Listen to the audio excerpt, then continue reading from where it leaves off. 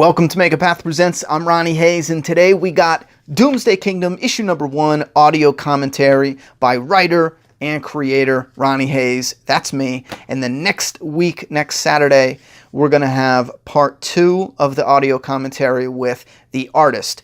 And this gets a little tricky. I tried recording this before, but there's just so much, and I keep kind of, diving into the art and other things. So the way I think this is going to work, this part will go over strictly the writing. We'll save the art stuff for part 2, and then maybe if we have questions that are in this part and then part 2, we'll pull those questions for a commentary part 3 and put that out like the following Saturday. We'll try to keep some of the Doomsday Kingdom updates on Saturdays because Sunday is the live stream, and then Monday through Friday we're working on getting daily content. But anyway, for any newcomers, we just added some more stock of our comics. The day-night variant, the blank variant sketch cover, the signature series for issue 2 with the goodies, and then the signature series issue 1, the last remaining few. Issue 1, the official first print signed by Ronny Haze, all that stuff, plus issue 1 second print with a different variant cover. That's all restocked, and everything that's on the website at this time is in hand, so it'll ship the next day, except for Sunday. There's no mail on Sundays. I wanted to go over the issue, the entire issue, literally from the front cover to the back cover.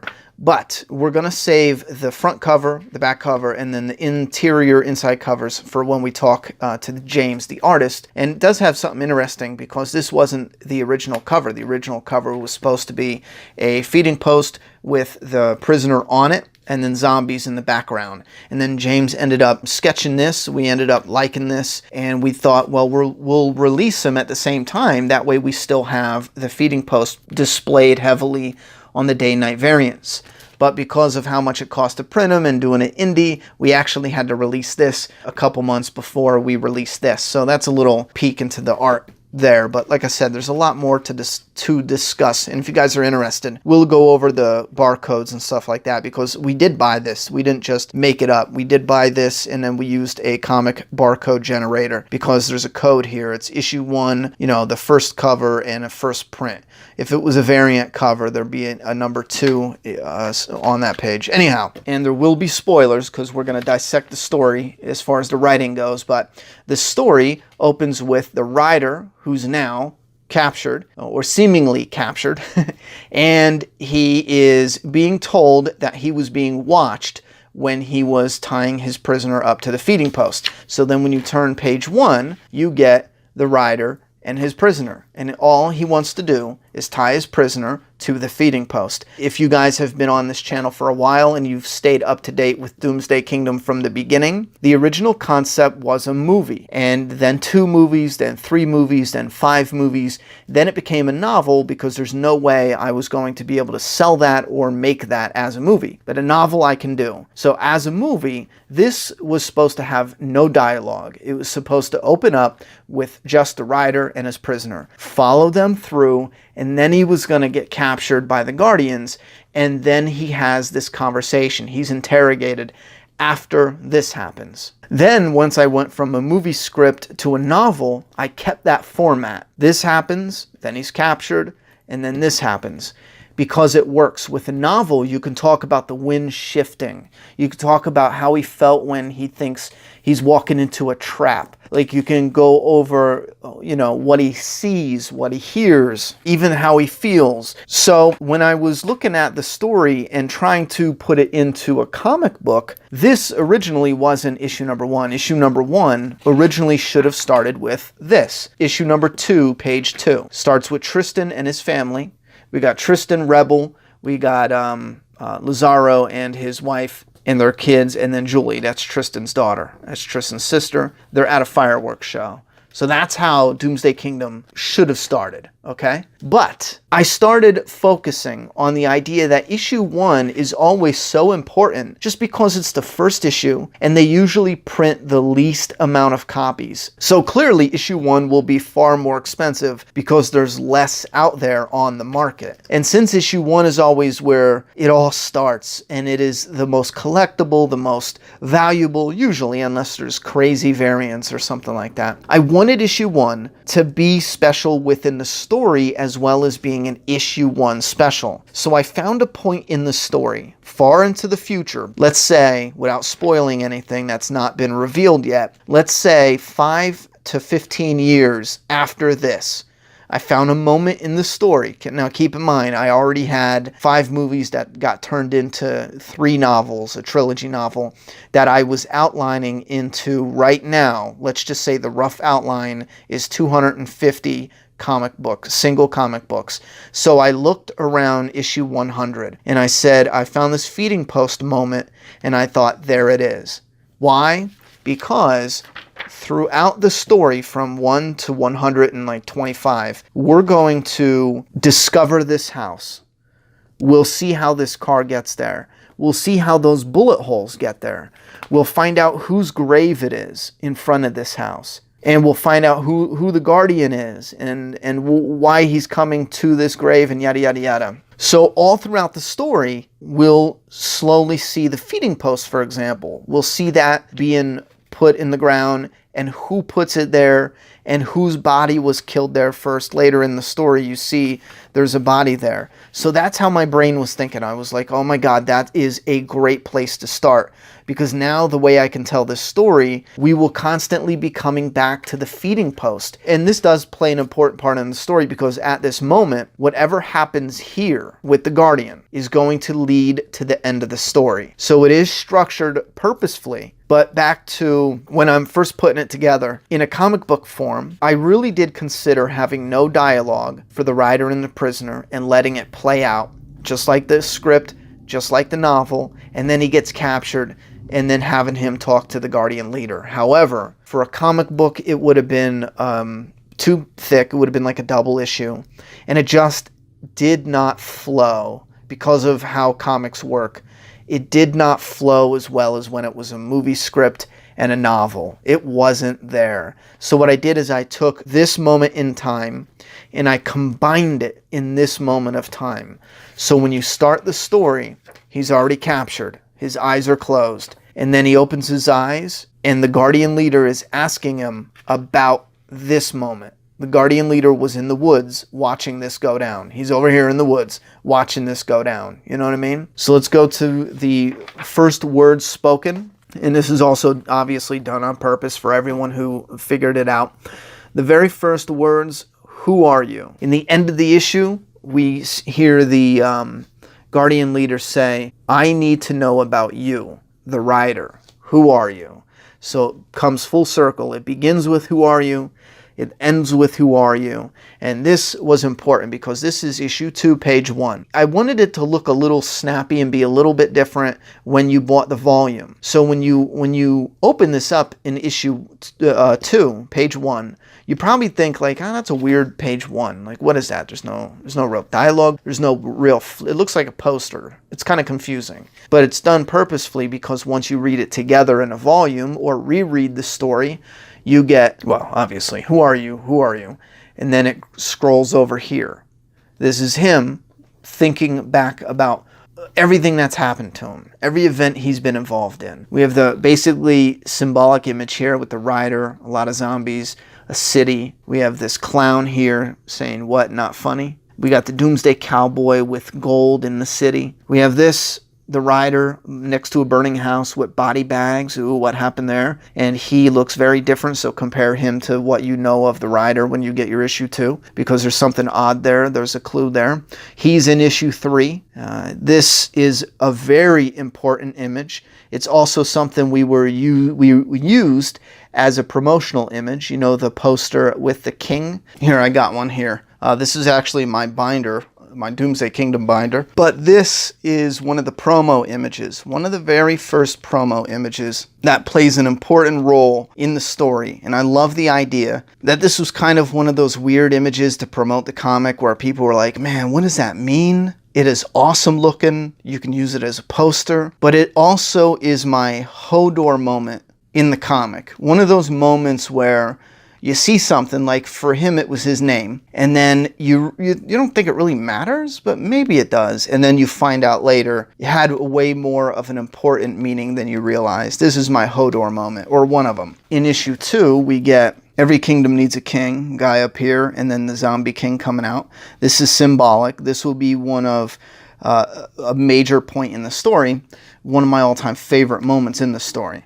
So anyway, you have him saying, "Who are you?" He thinks back about all these events, and this is page 2. We're finally in the past, before it all started, at the fireworks show, and Tristan's sister says, "Who are you?" Really hinting here. Plus, if you look at Tristan and look at the writer, there's just way too many hints. We really want you to think something, I feel. Anyhow, so when it opens up here, his eyes are closed, and he says, "Who are you?" "Nobody." We both know that ain't true, yada, yada, yada. And then he opens his eyes, and this is the point of view of the writer. He sees his bloody hand, and then we see his left hand is injured with an arrow in it. And then the doctor cuts the arrow, and he rips it out. This part I might change if we get it published or reprint this. I tried to do this just so the readers wouldn't get too confused, and they would realize everything in green is the Guardian Leader. Everything in red or this brownish color, the box, is the rider. So the Guardian Leader's talking to Tristan, taking the arrow out. They said, "We are not the ones who attacked you." And then you turn the page and you jump right into the story with the rider and the prisoner. And see how it's green? And it says, "Who is your prisoner?" And then down here. And again, this is if you're writing a comic. You want to control your reader's eye. So top left corner, who was your prisoner? Your reader's eye is going to go here to the rider, to the horse, down to the prisoner. And it's following it because you have just someone who needed to die. It's not like you did your words like over here and then your words over here and then your reader was going all over the place. No, it's they turn the page top corner and then they go right down. I don't do it perfectly, to be honest, but I feel like I have a good hang of it here. How he talks is important, I feel, because there's real subtle hints there. Maybe some of them are too subtle. He says, "I didn't believe my eyes at first when I saw you too. Just so strange, especially since I also was headed to that house. For a different reason, clearly. But there you were, the rider on his horse and his hopeless prisoner. But why here? Why this place?" And this, how he talks, he's interrogating the rider, sure, but he's also interviewing him. And he also knows more than he's letting on to both the rider and to us, the reader. The Guardian Leader knows more than we realize. Like I said before, this is also purposefully done because there is history here. We have history here, the prisoner and me. We're going to see the origin of all of this. We will see what happens in this area. And then he's scouting around. We have the Guardian Leader saying this is where he was headed before he spotted the rider. And he said, "I was going to that cross. Somebody he lost important to him died here, and this is where he comes once in a while to pay his respects." We'll see why he refers to him as a piece of shit. And then he says, "My friend," and we're going to see them grow a friendship. But he's dragging his prisoner to this feeding post. And then we realize right here, a long time ago, the prisoner was the one putting someone on the post. So now we know a little hint that in the beginning, the origin of the feeding post, it was the prisoner who may have originally killed somebody here. So it's like his karma coming back around. Prisoner just whacks him in the nose, being a dick, because he can't really escape.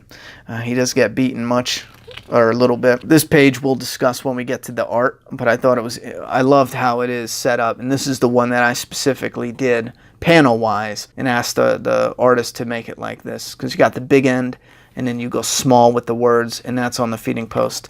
That's the only place he should die, is what he's saying. And then you got the click, click, and you go to the small end. Your eyes go to the big end. It goes up to the words. It's what he deserved at the big end and down. I love how that flows. And it just goes zip.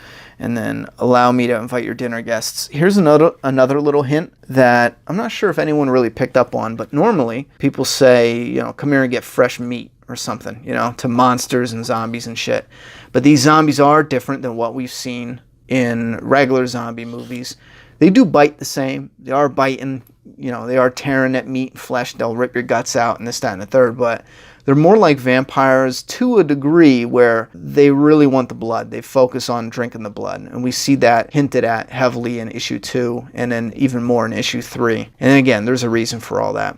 And this right here wasn't even in the script. This is only because when the artist did it, it made it look like he was playing peekaboo. And I thought that was too good to pass up on. So we have the peekaboo creep. His original name was Legbone, I think I called him, because his leg here is so rotted. Plays a part later on. But here's the rider with the prisoner on the post, and he looks down. Here we have history. There's bones. Somebody the prisoner killed originally on the feeding post, and it just makes the rider more confident that this is how he should die. And this is one of my favorite pages. I love this page overall. The dialogue, the way it looks and everything. He says, "You're going to die today for everything you have done, past and present. The choices you made brought you here, same for me. The last thing you'll hear will be your own screams as you're eaten alive." I love that moment. And then he just walks away. Like, that's it. My job is done. You got Legbone coming to get him. That's the peekaboo creep. And this is where we get more of a clue that he's being watched. We're going to see this again through the Guardian leader's perspective. But the one page that is missing here that we will see later on through the other perspective, when the rider goes, he's walking towards the horse and he turns around and he looks at this zombie getting closer to the prisoner, and his leg bone snaps right in the knee and he falls down. And the rider sighs, like, oh, come on, I don't want to wait all day. And then the zombie, the creep, looks up and starts crawling towards, like a friggin' Terminator or something, starts crawling towards the prisoner. And then the rider turns around. But anyway, so that we'll see later. But the rider turns around and he gets a little lovey-dovey with his horse. He loves his buddy. If you notice, really faint, there's the image right there of someone standing by a tree. It's right there. And I wanted it, I told James about it too, I wanted it so faint. I'm tired of Hollywood putting shit out so in the open. And then if you look, he just has a shadow of an arm going, because he's hiding behind the tree. He's ducking out of the way. And I did change this dialogue because it was so hidden. I wanted to add a little clue. So I did add that little clue in the words. The wind shifted. It brought a vicious stench of death with it, coming from... dun dun dun, and this is where things start changing course, and the rider didn't expect it. Right behind me. And we don't see the roof of the house, but just to clarify, there's a storm broke part of the roof. It was all designed, but it just didn't fit in showing it. I don't know if maybe we see it earlier. Okay, yeah, you do get a hint of it. There's a part of the roof that's broken. So when the horse gets tied up by the car, the rider's over here. The woods are over here where, off screen, somewhere down in here, actually farther out. And the wind shifts. The rider's looking towards this way, and the wind shifts, and he can smell dead people in that house. But nothing happens. He turns around, and it's like, wait, what? And I envision this being kind of a comedic moment. And I just want to, before I say anything else, I just want to say, there is an actual practical reason for the rider and the prisoner to have both their faces covered, as well as a reason in the story. I honestly, as I wrote it in a script, it just bothered me that, because originally the prisoner didn't have a sack on his head, but it just bothered me that Hollywood, even though these are years apart, Hollywood would probably film this. And don't ask me why. I didn't think I was going to actually sell it as a script. I just really was passionate about it. But I also thought if Hollywood made this, they would film this scene, and then they would film, you know, the other stuff. And then years later, they would age and come back to this moment. And when you watched it, it would look so weird because the characters would be aged. So to solve that for them, because I have no faith in them, if it ever got picked up, at the time, that's what I was thinking. I put a sack on the prisoner's head only because it keeps his age hidden as the actor. There was I had no intentions to keep that a secret. It was only until I put a sack on his head. He always meant to have this mask. That's a motorcycle helmet I saw in Raleigh, North Carolina a long time ago. Once I put the sack on the other guy's head, that is what gave me the idea, oh my God, I can make this a mystery. Who's the prisoner and who's the rider? That's why you see me dropping different weird clues, because it's interesting. Anyhow, plus it's also fun. Anyway, so he turns around and he notices something strange. He says, my focus tightened on the door, something wasn't right. And he notices this rope. It's tied around the knob and it's tucked in the crease. And then that's when someone yanks the rope from behind the house, pulling on the door. and it rips the floor mat up. And then nothing happened. And I could picture this. Imagine if you have a guy on, if you're filming a movie and the guy smells something, turns around to fight, and nothing's there. And it's this tension, but it's also this weird, okay, wait a minute, the rope? And then the rope gets pulled and slam, the door opens, and then nothing. Because you can't control the zombies. They're slowly making their way out now that the door opens. So they start slowly coming out. And then the creep slowly makes his way. One creep stepped out from the dark, and he falls off the porch because he's a dumb shit. I don't know why he fell, though. James is going to have to explain that one. I don't think that was in the script. That's when these guys, the Skull Men, that's only their writing code name, they also are designed after motorcycle helmets. The whole tribe wears these skull teeth on their face. There's a reason. Anyway, I even tweaked a part of the story, but I don't know how that got cleared. So the guys run out of the woods, like, hey, you fucker. And we get recognition from the Guardian leader, who says, you walked into a trap that was set for me.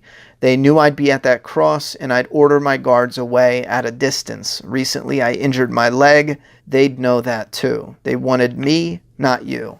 And I thought that it helped putting that in there. That wasn't in there originally, where the Guardian leader admitted to it. But I thought at least it helped for the mystery part, because it just seemed too odd by itself. Like, who are they? The writer doesn't know them. So having the Guardian admit it, like, listen, relax, they were there for me. They knew I hurt my leg. So now it's hinting that there's more of a beef here than we know of, and we'll find it out later. But these Skull Men, awesome little look to them. They'd still kill him and rob him anyway. So he says, I figured as much. And he cut his horse. This is supposed to be quick. He jumps out of the way. The arrows hit. He actually takes his sword and puts it under the arms of these two to use them as shields to catch the arrows. And then he jams his ice pick in this guy's eye, and he kicks this guy's, and it's all happening quick. It's supposed to be like boom, snap, boom, boom, boom. I mean, it's pretty damn badass. And he sees a shadow from behind the house of the person who pulled the rope. And he stabs that creep. He pulls out his gun. He aims his gun at the shadow, and then he gets bit in the arm. This was one of the more interesting and exciting things when I wrote this originally for the novel, because of the bite and the pressure. And the guy comes around the house. He's aiming, you know. He doesn't want to move because it happens within a split second. The guy appears, and he shoots him.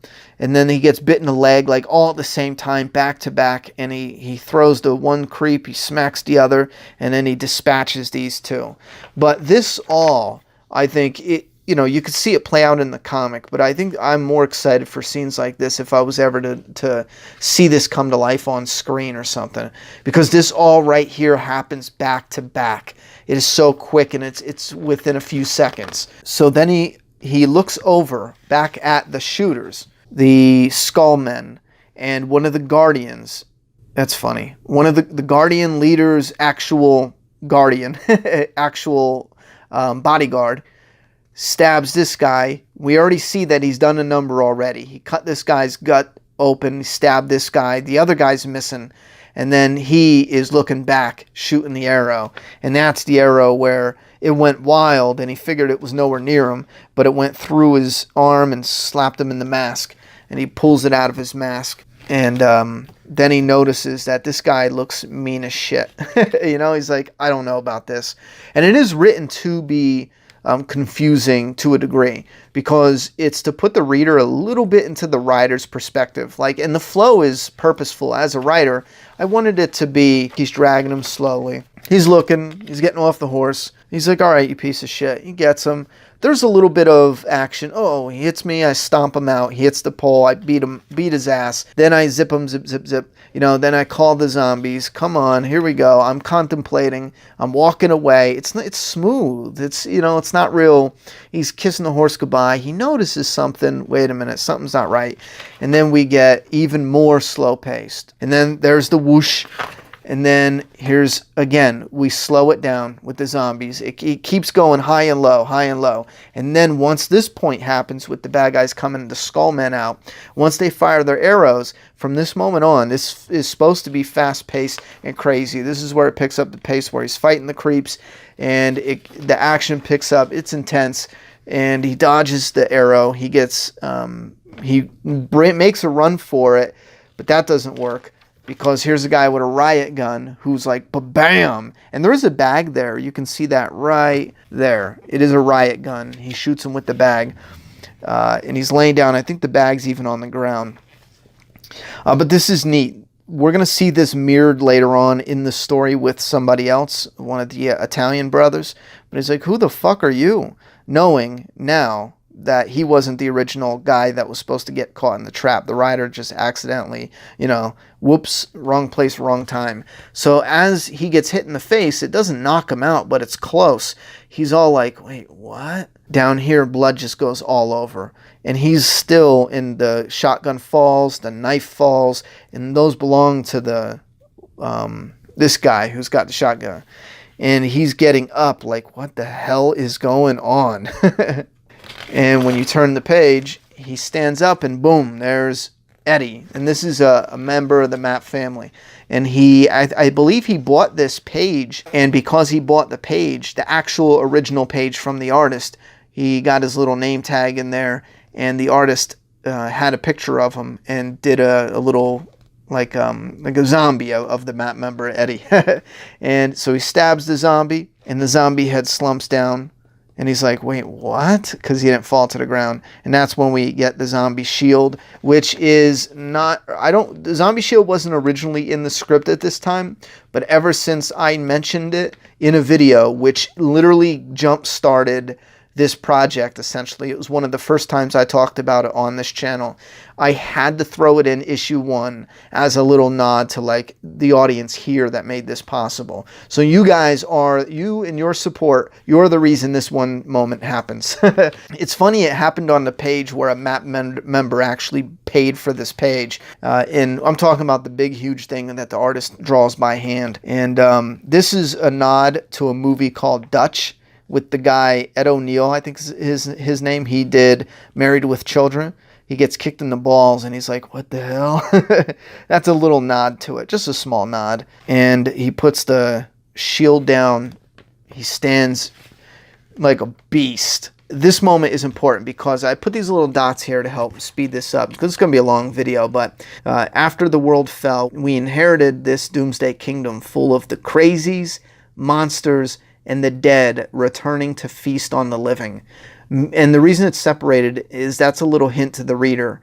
The crazies, monsters, and the dead returning, those are 3 different things. They're not the same name for one. It's not the same name for zombie. Those are literally 3 different things we're going to find out in this story. And he says, lots died with the fevers and more died after. And we already started seeing that in issue 2. That's another hint. One of my favorite quotes, even with so much death, there's no hiding from life. I've seen a few people mention they love that quote too from the comic. Right here it says, our community is worth fighting for, and what we protect now in our community is our gift to the rest of mankind. It is the most important thing we can offer to future generations. Only one big problem, and that's another hint too. And we'll find all this out later on. It's not like you're supposed to guess it perfectly. It's all in danger. They are coming. Those who dodged the apocalypse, and that's another big hint. There's people out there in this world who dodged the apocalypse. They were not in the Doomsday Kingdom. If I told you what they're sending to wipe us all out, your camp after hours, you would think I was a madman. I can show you after you show me who you are. I don't just mean your face. Who are you, friend or foe, good or evil? Will you fight or run? Will you die or will you live? He's just giving a little pep talk there. But again, this is important, and we're going to see this later. If I told you what they are sending to wipe us out, you would think I was a madman, because it is pretty crazy. And then this didn't work. This is funny because I'm waiting for anyone to point this out. What is that chloroform where they put on a rag? It doesn't actually work. If you research it, it doesn't work. He was just so exhausted and beaten up and battered. And this is a part of a comedic moment later on. I was going to just leave this to see who would mention it, but I thought we'll throw that in there. And then it comes to his final little ending that brings it full circle. I thought it best to have you treated while we talked. you will be free to go after if you choose. But if you stay, we must be thorough. I'm not asking where your family is located. And again, he knows more because now he's talking about his family, not just, who he survived with. Specifically, accidentally says family. I will prove all of what I've said. You'll see. I'm not looking for more enemies. I am seeking more allies. War, unlike what we are used to, is coming. I need to know about you, the writer. Who are you? And again, that's what kicks this story off with. If you're reading in a volume, it goes, who are you? And then you go to events in his life, and then bang, you're in the story. Who are you? Seriously, who even are you right now? Where's my brother? What did you do to him? And then she's complaining about fireworks. I love this page. This page right here. The fireworks show. But bam! Here's a little Walking Dead Easter egg. Or a nod. He says, don't listen to these crazy people, honey. Ha ha ha. Look at the awesome fireworks instead of look at the flowers. I just changed like 2 words around. But yeah, so that kicks off the character of Tristan. And we're going to follow Tristan all the way up until a certain point. And then we're going to obviously come back around to what is happening here with the Guardian and everything. I'm not really sure what other questions you guys have as far as issue 1 is concerned. Maybe I didn't explain it as good as I could have. So you know what we're going to do? You guys leave your thoughts, opinions down in that comment box, and I'll try to use that for part 3 as far as the fan feedback. I'll definitely try to do that. In the back of the issue, on this page, is the email for issue 3 and issue 4. If you email that with your thoughts and opinions about issue 1, chances are your comment will make it to the feeding post, which is like the fan email. So the fan mail is going to come here. It's not going to be this all the time because we do have open space for more emails, and it'll be just like a comic in the store where you'll have your name and your opinions and stuff like that. So don't just leave them down in the comment box. If you have something specifically, send it in for issue 1 and issue 2, and it'll be printed in issue 3 most likely. And if we get too many, we'll put it in issue 4 as well. So anyway, this video is way long enough, but it was supposed to be a longer video. So I hope you enjoyed. Again, leave your thoughts and opinions down in that comment box. How do you feel about issue 1, and what's some other stuff we can discuss about it? Love you guys. Thank you for the support. Couldn't have done it without you. This is all because of you guys. Love you very much, and thank you.